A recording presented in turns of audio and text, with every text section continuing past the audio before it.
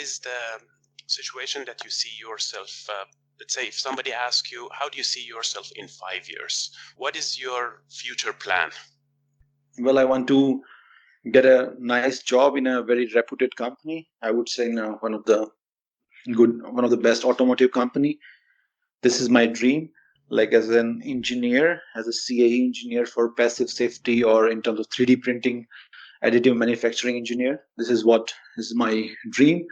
And parallelly, maybe I would go for some startup as well, maybe in India or here. So I want to expand myself in both the directions. Like I want to start a small startup, and as well as I want to be a good engineer in a nice, well-reputed company. Of course, having a startup has several advantages. Let's say, especially as a foreigner in Europe, you will have a little bit more freedom as in a startup. Yeah, we discussed about it. You guided me well about the startup things. I think we already have a good conversation about it. Yeah, and it is actually true that starting a startup in Austria is relatively simple. I mean, assuming that you don't have any work permit problem and you don't have visa problem, I mean, considering that this problem has been already solved, then starting a company, it brings you actually a lot of advantages in comparison. Yeah, that's true. That's true. Being in Europe, many people still think that, okay, they are in Europe and they are still living in a small city and so on. What is your impression? I mean, moving around in Europe compared to moving around in different countries in Asia? So I traveled so many countries in Europe because there is a big freedom of traveling around. And even you can take this advantage for applying job is a little bit challenging, but for getting internship and finding internship across the Europe is very easy. Even when you are a student here, you are promoted to go outside and find an internship within the European Union. So you will get a Erasmus scholarship, as well as it's because you have the work permit here, which is valid in all the EU countries. So it's very easy to find internship over there. So this is a big plus. Second, you don't need visa, so you can travel free without any boundaries. So I visited Italy, Czech Republic, Hungary, and Germany, and Slovenia, so many countries, Serbia, where we went together for this photonic conference. That was also a great experience. Yeah, I remember that. This was actually another question I wanted to ask you, because we arranged this travel for you to Serbia to come with Belgrade. us together. Yeah, into Belgrade, yes. Yeah. And could you also tell this story from the beginning? Because I think this was also a funding that we arranged for you. It was not totally planned much earlier, but this just happened, so we had some funding. So could you just tell this story from your perspective? So we were working on this optical 3D printing stuff together, and because throughout this work experience I got to know about this optics and optical phenomena a lot, and it was also very interesting for me. And due to this reason, you forwarded my name to this photonic conference, and I was invited there as a guest lecturer, and to show my work. And I went to Serbia, and it was a 2 days big conference with very welcoming people. And I got a scholarship of 1,500 euros I get from there.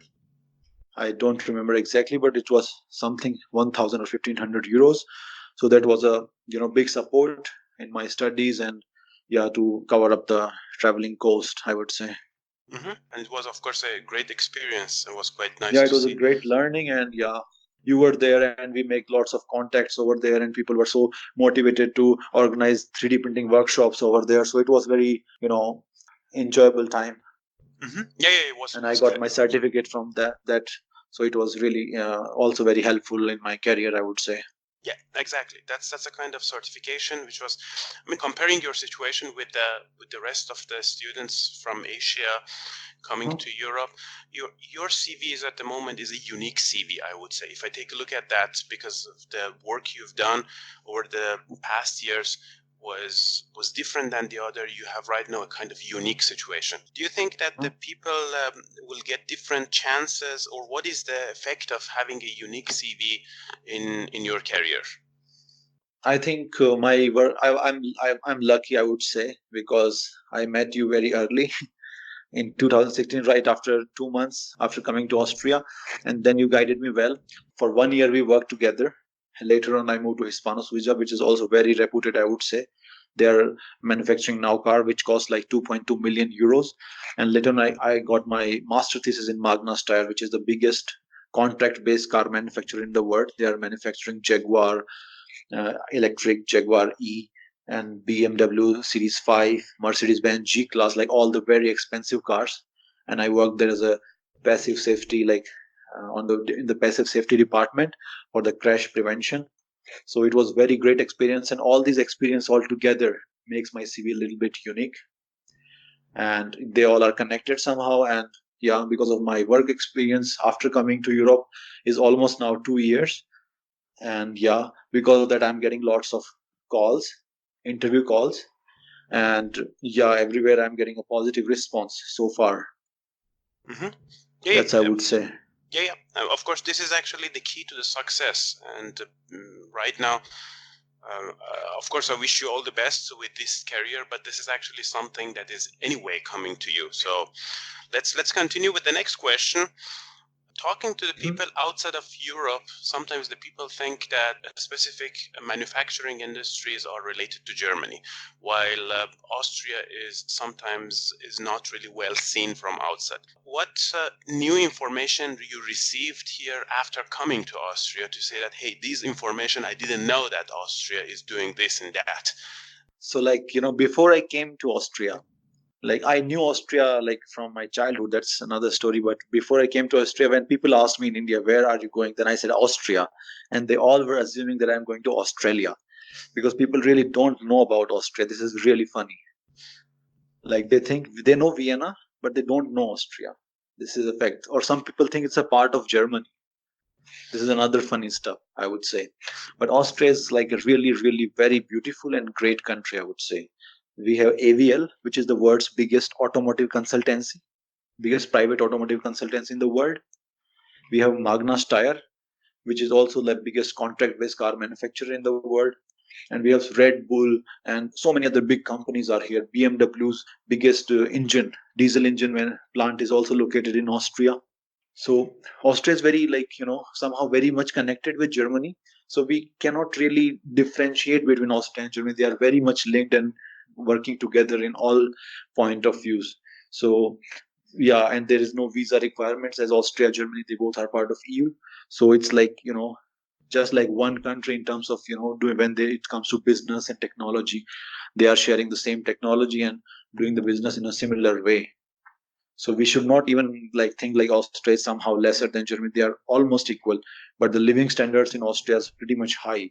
Vienna is the most livable city in the world, so it's more cleaner and more nicer. And Graz is the fifth happiest city in Europe.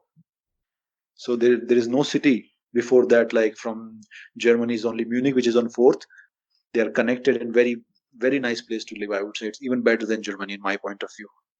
You have a certain experience that you collected over the last years. What is your advice to the people who have not yet came to Europe, but they want to come to Europe and they're hesitating to move to Europe, to which country they should go? So what is your advice? So the first thing is, when you're not able to find a job or like internship in the beginning as a student, then probably you should, find a good professor, and you just say, hey, I want to learn something. Whether you're paying me or not, it doesn't really matter. I just want to learn. You have to show this, passion and this enthusiasm to learning. And then in the beginning, yeah, you will not get anything, but you will learn something. When a European experience, add in your CV, it makes a great impact. So whether it's paid or not, it doesn't really matter. So this is one advice. Second advice would be to learn the local language before coming to the Europe. So before coming to Germany or Austria, I think you should learn German in India or in any country where where you come from. So it makes life easier. It's easier to interact, in supermarket or even in university with other people, and even finding internship and jobs. The language is very important. That's what I want to mention, because even although my CV is really good, I'm getting lots of calls, but still there is a one big reason I'm not couldn't find any job yet is that my language. I really don't know German in that much level. My German is not so good. So this is one reason, one big barrier to get a job. And another important thing is like when you find a person who already gone through the same situation, like you came from Iran here to study in Austria, and then you establish yourself really well. So when I came in contact with you, I asked you lots of questions. Maybe I irritated you with my questions, but at the end, it was like you guided me well. And this is a very important thing. If you find a person as a mentor, so in case you guided me well, because you are already aware of all these situations. Everything is in your mind, like how should you do this, and what should you do next, and what should be your next steps. So you guided me well, and that's one important thing. So if you have someone as a mentor, like we also remember Sharat, he also guided me. Actually, he's one who introduced me to you. So Yeah, he yeah, also remember. helped me a Yeah, lot. yeah, of course. And Yeah. now he's also in a good situation. He worked in LAM, and now he moved to Netherlands. So like because you guided him, and he introduced me to you, because he thought that like you can help me as well. And now I think it's worth that I'm in a good situation, and because of your guidance and your direction, or let's say your mentorship. Yeah, of course, my pleasure. Of course, saying the name of Sharat is Sharat used to be a very important person in our previous project, and he has a huge success.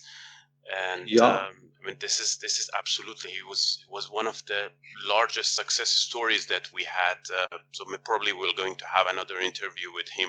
He's right now back in India for a short time, but he will be back soon. So let's see that Yeah. we can arrange another interview with him as well.